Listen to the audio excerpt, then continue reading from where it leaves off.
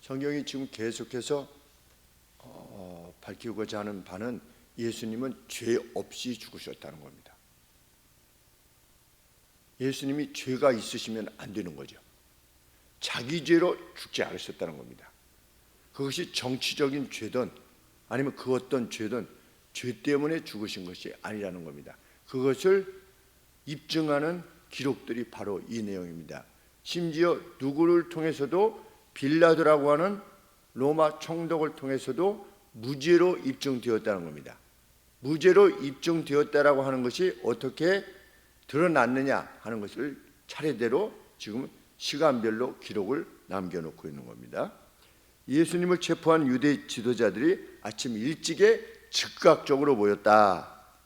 그래서 예수님을 묶어서 빌라도에게 보냅니다. 그런데 유대 지도자들과 빌라도 사이가 사실은 역사적으로 보면 아주 안 좋습니다. 그래서 나중에 북쪽 사마리아 사람들이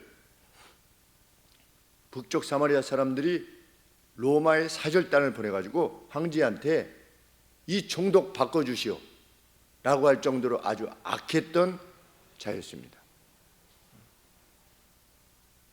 그런데 지금 예수님을 죽여야만 했던 이 공회원들이 예수님을 함께 고소하는 겁니다. 누구한테? 빌라도에게. 사이가 좋지 않았던 사두개인들과 바리새인들도 사이가 서로 견원지간이었는데 예수님을 죽이려 하는 입장에서는 가다졌고, 대제사장 서기관, 이 바리새인들 이런 사람들도 서로 자기의 입지를 확보하기 위해서 우리나라 마치 정치하듯이 그랬었는데 예수님을 죽이는 면에 있어서는 일치했다는 겁니다. 왜 그런가에 대한 이유가 없다는 겁니다. 성경은 예수님이 왜 죽으셔야만 되는 그 죽음의 이유가 없이 죽으셨다는 겁니다. 왜? 예수님은 우리 죄를 위해서 죽으신 거니까.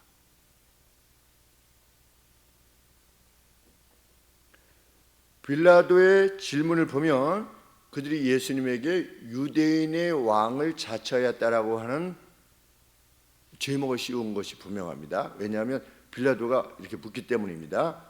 네가 유대인의 왕이냐? 이렇게 물었습니다.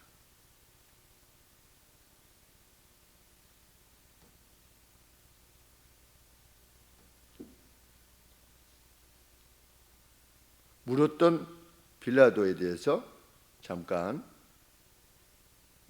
살펴보게 되면 로마 제국에 저항하는 유대인들을 유혈 진압하였다. 다 죽인 겁니다. 저항했던 사람들. 그리고 성전에 로마식 신상을 달기도 했대요. 성전에다가. 그래서 유대인들에게 아주 저항을 받았던 인물이고, 성전의 자금으로 성전세를 내는데 유대인들은 성전세를 내서 돈 바꿔주는 자 있지 않았습니까? 그랬을 때 성전의 자금으로 로마식 수도관을 건설하는 정책을 했다가 아주 유대인들이 거센 반발을 샀다. 이렇게 악한 자였던 겁니다. 그런데 로마 역사가 타시터스라고 하는 사람의 기록에 의하면 이런 기록이 남아있다고 하는 거죠. 빌라도지요. 예수님이지요. 그로부터 그리스도인의 이름이 유발된 크리스토스. 예수님이죠. 크리스토스 티베리우스 치세의 본디오 빌라도라는 행정장관의 손에 집행되었다. 이 기록이 남아있는 겁니다. 타시터스라고 하는 로마 역사가의 기록에 이 내용이 있는데, 정말 역사적으로도 이 빌라도가 예수님의 죽음에 관계되어져서 그 시간에 함께 있었다는 것을 말해주는 것이죠.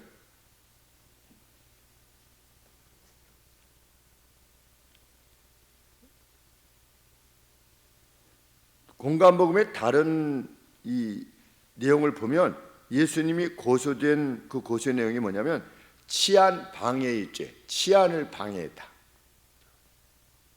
그리고 세금 내는 것을 방해했다. 가이사의 것은 가이사에게, 하나님의 것은 하나님에게. 그리고 메시아라고 하는 유대인들의 왕의 타이틀을 주장했다. 자신을 메시아라고 했는데 메시아라고 하는 것은 곧 유대인의 왕이라고 하는 뜻인데, 유대인들에게 메시아라고 하는 것은 유대인의 왕이잖아요. 그러니까 예수님이 자신을 메시아라고 밝혔을 때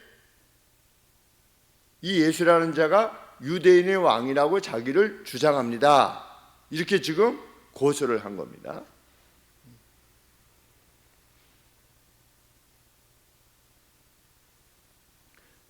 그래서 이제 네가 유대인의 왕이냐? 라고 빌라도가 묻는 거지요. 묻는 빌라도는 어떻게 했다? 거칠고 잔혹했다. 이 빌라도가 묻습니다. 그랬더니 예수님이 뭐라고 말씀하셨습니까? 내 말이 옳도다 그랬는데, 옳도다라고 하는 것은 약간 의역을 한 것이고, 네가 말했느니라 이렇게 말씀. 네가 말했느니라. 뭐라고? 내가 유대인의 왕이라고. 그러면 빌라도가 어떻게 해야 됩니까? 네가 유대인의 왕이냐 그랬더니 네가 말했느니라 이렇게 말씀하시면, 우리 법정에서 네가 유대인의 왕이냐 그랬더니 피고가 저는 아니옵니다 이렇게 해야 되는데, 그래야지 살아날 수가 있는데 네가 말했느니라 이렇게 되면 빌라도가 어떻게 해야 됩니까? 바로 저놈을 이렇게 반역죄로 뭐 이렇게 해라. 왜냐하면 왕이라고 하는 것은 이 티베리우스밖에 없는데, 지금 이 당시에는 티베리우스 왕이 빌라도를 보낸 거니까 티베리우스 황제밖에 없는데 유대인의 왕이다 이렇게 되면 당장 유죄 판결을 내려야 되죠. 그런데 어떻게 했다는 겁니까? 빌라도가 유죄 판결을 내리지 못했다는 겁니다. 정치적 죄목으로 예수님에게 유죄 판결을 내리지 못했다는 겁니다. 예수님은 정치적 이유로 죽으신 것이 아니라는 겁니다. 요새 자유주의자들이 그렇게 가르치듯이 개혁을 하려다가 이 로마에 의해서 그냥 당해가지고 죽고 개혁을 하려고 했던 그 정신이 살아남아서 지금 이렇게 된 거다라고 말하는 자들의 말이 틀렸다는 거지요. 이 말씀을 비춰보면 빌라도가 그렇게 거칠고 잔혹했던 빌라도조차도 예수님을 정치적 죄목으로 죽일 수가 없었다는 겁니다. 예수님은 죄에 없으셨으나 그것을 입증하는 내용인 것입니다. 이후에 대제사장들이 어떻게 했다? 3절 말씀에 여러 가지 이유들을 들어 고소를 한 겁니다. 그랬더니 빌라도가 이번에 또 물었습니다. 뭐라고 물었습니까? 너는 전혀 답하지 않는 거냐? 이렇게. 너는 전혀 답하지 않느냐? 얼마나 많은 고소들을 너를 대적하여 그들이 가져오는 것을 봐라. 이렇게 많은 것을 너를 대적해서 가져오는데 너는 아무 답변도 안 하는 거냐? 이렇게 물었다는 겁니다. 그러니까 빌라도의 입장에서도 보면 이상한 겁니다. 그래서 물었는데 예수님이 어떻게 했다? 그 이상으로 어떤 답도 하시지 않았다. 언제까지? 35절까지. 35절에 이르기까지 예수님은 말씀하시지 않는 겁니다. 한 말씀도 하시지 않는 겁니다. 그래가지고 빌라도가 어떻게 됐다?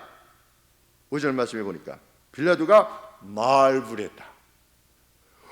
이렇게 놀랬다는 겁니다. 그냥 좀 이상하게 여겼다 이것이 아니라 놀랬다는 겁니다. 무죄인데, 내가 이 빌라도의 판단에 무죄인데 무수한 고소가 들어오면 나는 이래서 이렇고 이래서 이렇고 답변해야만 될 텐데 예수님이 아무런 답변도 하시지 않았다는 겁니다. 이것에 대해서 놀랐다고 하는 것은 무엇입니까? 빌라도가 그만큼 예수님의 무죄를 인식하고 있었다는 겁니다. 그 증거라는 거죠. 두 번째, 그 다음에 빌라도가 절기에 이스라엘 사람들이 요구하는 그 누구를 놓아주는 전례가 있었었는데 군중들이 와가지고 어떻게 했다? 8절에 보시면 무리가 나아가서 전례대로 하여 주기를 구한대. 무리들이 와가지고서 군중들이 와가지고 그 절기 때 6월절 절기니까 우리 한 사람 풀어줘야 되지 않습니까? 우리 풀어주세요. 그렇게 소리를 치게 되었을 때, 요구가 되었을 때 빌라도가 뭐라고 답변했습니까? 너희는 내가 유대인의 왕을 너희에게 놓아주길 원하느냐? 빌라도가 누굴 놓아주길 원했다? 예수님을 놓아주길 원했다는 겁니다. 그 종족들은 이 끈앞풀이 다 있는데 정보원들이 있죠. 정보원들이 있어서 우리나라도 뭐 기무사 이런 것들이 있지 않았습니까? 그래가지고서 각 커뮤니티 속에 들어가가지고서 어떤 전에는 장성들의 동태를 살피고 혹시 쿠데타 할 것인가 뭐 이렇게 해가지고서 그것을 일일이 보고했죠. 그런데 이 로마 총독도 무엇이 있는 겁니까? 이스라엘 내에 그런 어떤 모반의 그런 것들이 있는가에 대한 어떤 그 정보에 관계되어진 것들을 다 받고 있었겠죠. 그런데 이 빌라도의 판단은 무엇인 겁니까? 이 예수님을 풀어줘도 아무런 문제가 되지 않는 겁니다. 정치적으로. 그래서 무엇이라고 제안하는 겁니까? 내가 유대인들의 왕, 너희가 말하는 유대인들의 왕을 놓아주랴, 이렇게. 예수님은 무죄였다는 겁니다.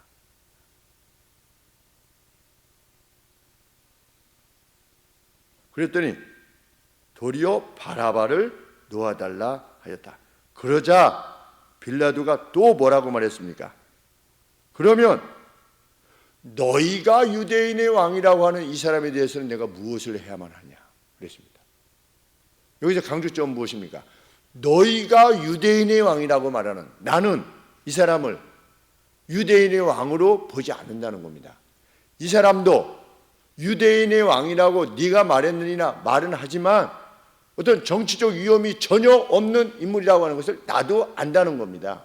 그러면 내가 어떻게 하랴? 왜? 무죄인데 어떻게 하냐? 어떻게 할까? 이거 풀어줘야 돼. 뭘 어떻게 해야 돼? 어떻게 해야 돼? 너희들이 유대인의 왕이라고 하는 12절에 내가 어떻게 하랴? 예수님은 무죄셨다.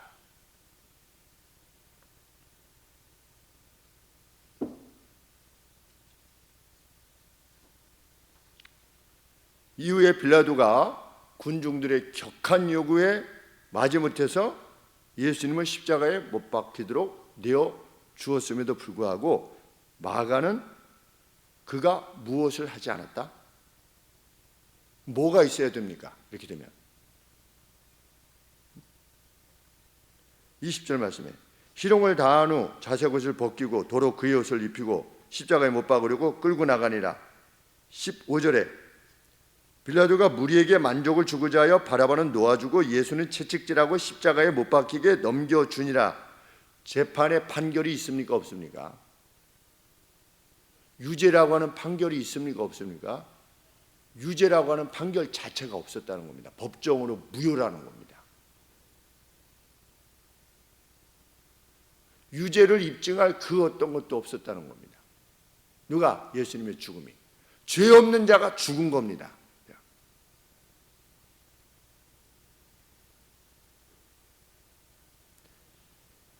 빌라도가 마지막으로 한 말이 무엇입니까? 14절 말씀에 무슨 악을 그가 행했느냐? 왜? Why? 그랬습니다. Why? 예수님을 십자가에 못 박으려 그러니까 왜? 오히려 지금까지 내용을 보면 마치 빌라도가 변호사 같아요. 왜 이 사람을 십자가에 못 박아야 되느냐? 무슨 악을 행했기에, 그가 행했기에 이 사람을 십자가에 못 박으려고 하느냐? 무죄라는 겁니다. 자신이 볼 때는 아무런 죄를 발견할 수 없다는 것인데 일단 정치적으로는 발견할 수 없잖아요. 그 이 사람들한테 묻는 겁니다. 그 죽이라고 하는 사람들한테 도대체 그러면 무슨 악을 행했는데, 무슨 악을 행했다는 건 없잖아요. 그래서 백성들이 이러이러한 악을 행했다라고 말을 해야 되는데 거짓말을 했죠. 성전을 허물겠다고 했다. 예수님이 성전을 허물겠다고 했습니까? 아니죠. 성전을 허물라, 그러면 내가 3일 만에 다시 세우리라, 이렇게 말씀하셨지, 성전을 내가 어떻게 하겠다, 내가 부시겠다라고 그랬습니까? 그렇게 하지 않았죠. 거짓 고소가 있었죠. 그걸 다 들었죠, 빌라도가. 그랬는데도 유죄 판결을 내릴 수가 없었던 겁니다. 특별히 종교적인 면에 있었어도.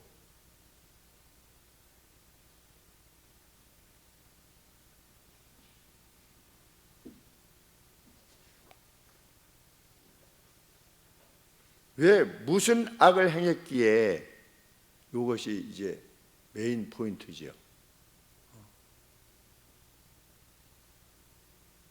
주님의 죽으심은 인류의 죄이기 때문에. 누가 지은 죄 때문이냐? What sin 그랬습니다. 무슨 죄를 졌느냐? 누구의 죄입니까? 인류의 죄입니다. 그런데 빌라도는 그 관계를, 그 로직을 이해할 수가 없었던 거죠. 예수님은 오셔서 인류의 죄 때문에 죽으시는 건데 이 면에 대한 이해가 없으니까 왜 이 사람을 죽여야 되는 거야? 라고 물을 수밖에 없게 되는 거죠. 이것을 기록함으로 마가는 예수님이 그 사람이 왜 죽었어? 라고 하는 1세기 당시에 그 사람들에게, 특별히 이스라엘 사람, 주변 사람들에게 예수님의 죽음에 대해서 설명해야만 했던 겁니다.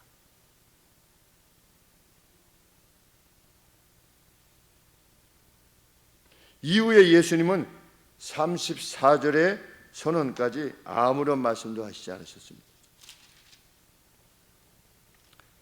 제9시에 예수께서 크게 소리 지르시되 엘리 엘리 라마 사박타니 하시니 이를 번역하면 나의 하나님 나의 하나님 어찌하여 나를 버리셨나이까 하는 뜻이라. 이때까지 예수님은 그 모진 순환을 그저 감당하신 겁니다. 그들이 어떻게 했습니까? 예수님을 17절에 왕을 상징하는 자색 옷을 입히고, 자색빛 붉은 옷을 입히고, 왕이 자색 옷을 입었으니까 네가 유대인의 왕이야? 너 유대인의 왕이지? 이러면서 자색 옷을 입힌 겁니다. 그 다음에 가시면류관을 엮어서 씌우고, 이것은 고통을 주기 위해서가 아니라 조롱하기 위해서입니다. 왜냐하면 당시에 이 신의 이마 쪽에서는 이렇게 광선이 나오는 거예요. 그렇게 이렇게 그려주고 이랬던 겁니다. 그래서 이 가시가 뾰족뾰족하잖아요.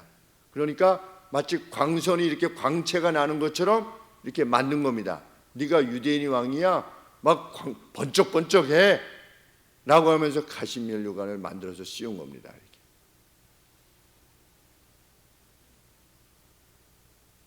그리고 18절에 예하고,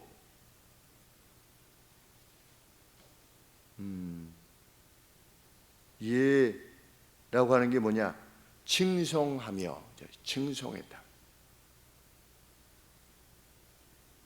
뭐라고 칭송했느냐? 유대인의 왕이여 만세, 유대인의 왕이여 만세, 이렇게 조롱한 겁니다. 그리고 갈대로 예수님의 머리를 치며 침을 뱉으며 꿇어 절하더라. 이러한 모욕을 주님께서 당하셨는데, 그렇게 모욕을 해도 주님은 잠잠했습니다. 예수님 오시기 전 약 700여 년 전에 이사야 선지자의 예언 그대로라는 거죠. 그는 털 깎는 자 앞에 잠잠한 양같이 그 입을 열지 아니할 것이다.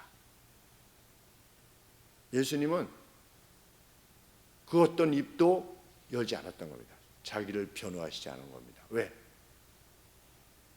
지금 죽는 것은 정치적 죄 때문에 죽는 게 아니기 때문에, 인류의 죄를 대신해서 죽는 거기 때문에 자신을 변호하시지 않은 겁니다. 자신의 죽음은 이 관계 속에서 죽으시는 겁니다. 그렇기 때문에 자신을 변호하시지 않은 겁니다. 이렇게 죽어야만 인류의 죄가 용서함을 받게 될 수 있었던 것이기 때문입니다. 그래서 우리를 대신한 고통에 조용히 복종하신 것이다. 이사야서 53장 5절 말씀대로 자신이 찔려야만, 자신이 상해야만, 자신이 징계를 받아야만, 자신이 채찍에 맞아야만 우리가 나음을 얻을 수 있기 때문에, 그것이 예수님의 십자가를 향하신 마지막 모습에서 나타난 메시아의 모습이었다. 마가도 기록하고 마태도 기록하고 누가도 기록하고 있죠. 그런데 예수님의 맞으신 이 채찍 끝에는 나비나 짐승의 뼈가 붙어 있었대요. 끝에. 그래서 이렇게 치면 살이 파여가지고 뼈가 드러날 정도였답니다. 그런데 놀라운 것은 그 채찍질이 죄수에게는 자비로운 일이었대요. 왜냐하면 십자가에서 빨리 죽을 수 있으니까. 아주 무시무시한 말이죠. 살이 찢겨나가고 이렇게 되는 것이 피가 막 나고 이렇게 뼈가 드러나고 만신창이가 되겠죠. 그러면 십자가에 달릴 때 빨리 죽는 겁니다. 그래서 그 당시에는 채찍으로 때리는 것이 오히려 십자가형을 당하는 사람에게는 자비로운 행위로 여겨졌다. 참 무서운 말씀입니다. 십자가상의 죽음이 그만큼 고통스러웠다는 것이죠. 육신적으로도. 예수님이 당하신 고난은 육신적인 고통이기도 하지만 육신적인 고통이 예수님이 당하신 그 고난의 그 몇 프로나 될까요? 우리는 그 관계를 알 수 없지만 정말 예수님이 당하신 고통이 나 십자가에 당해서 너무 고통스러워요. 이것을 제게서 피해 주소서. 온 인류의 죄에 대한 책임이 자신에게 임하게 되는, 그것이 단지 십자가에 못 박혀서 몸이 찢어지고 살이 파이고 이런 것으로가 다라고 말할 수 없는 거죠. 온 인류의 죄에 대한 그 무게가 어떻게 되는 거야? 예수님 개인에게 쏟아지는 겁니다. 그 고통이. 그 고통의 본질은 실상은 영혼에 있는 것이죠. 예수님의 어떤 그 영적인 면에 있는 거죠. 성부 하나님과의 관계에 있어서 그냥 어떤 지상에서 패션 오브 크라이스트에서 나오는 그 예수님이 막 찢기고 이런 것이 강조되는 그런 것이 아니라 성부, 성자, 성령 하나님의 이 관계, 원수 마귀와의 관계 속에서 이 모든 인류가 지어야만 되는 그 죄에 대한 책임을, 그 빚을 이렇게 갚아야 되는데 그 예수님이 담당하셔야만 그게 이제 빚이 속량이 되게 되는 것인데 그 고통의 길을 가신 겁니다. 예수님께서. 고통의 길을 가실 때 그 사람들이 어떻게 했습니까? 이 해용의 이 스폰지에 신포도주를 모략을 탄 이걸 해주지 않았습니까? 근데 예수님이 그것은 무엇입니까? 일종의 진통제다. 너무나 고통스러우니까 그것이 자비의 행위일 수도 있고 또 다른 차원에 있어서는 쇼크사가 안 되는 겁니다. 너무 고통스러운 사람이 죽는데 이제 그들 입장에서는 뭐죠? 자비를 베푼다고 이렇게 하지만 사실은 더 오래 살게 되는 것이죠. 근데 예수님이 어떻게 하신 겁니까? 받기를 거절하시다. 인류의 죄로 담당해야만 되는 그 고난의 잔을 마지막 한 방울까지 다 마시기를 원하셨다는 겁니다.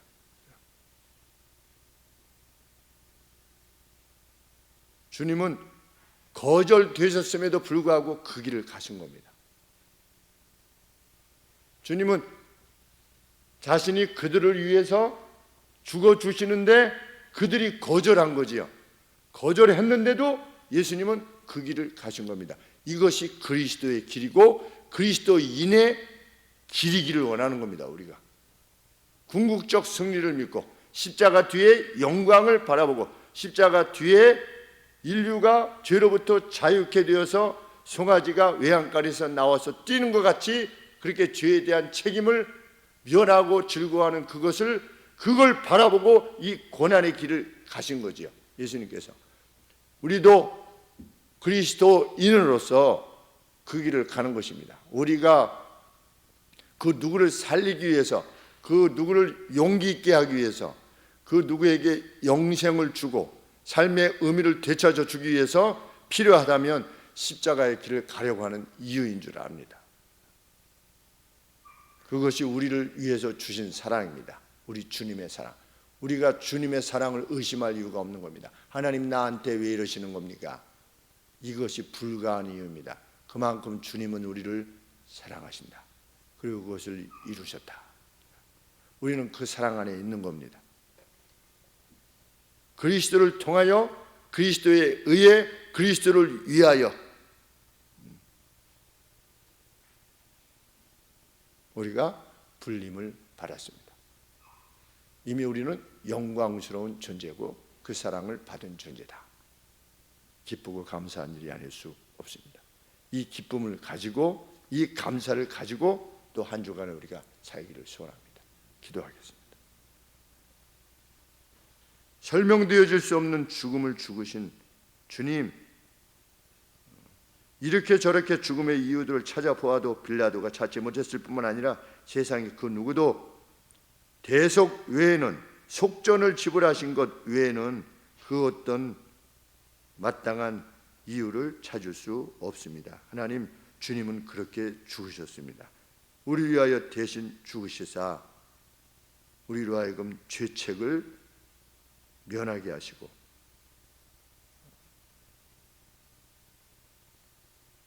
노임받은 자 같이 자유케 하셨습니다. 마음껏 뛰놀게 하셨습니다.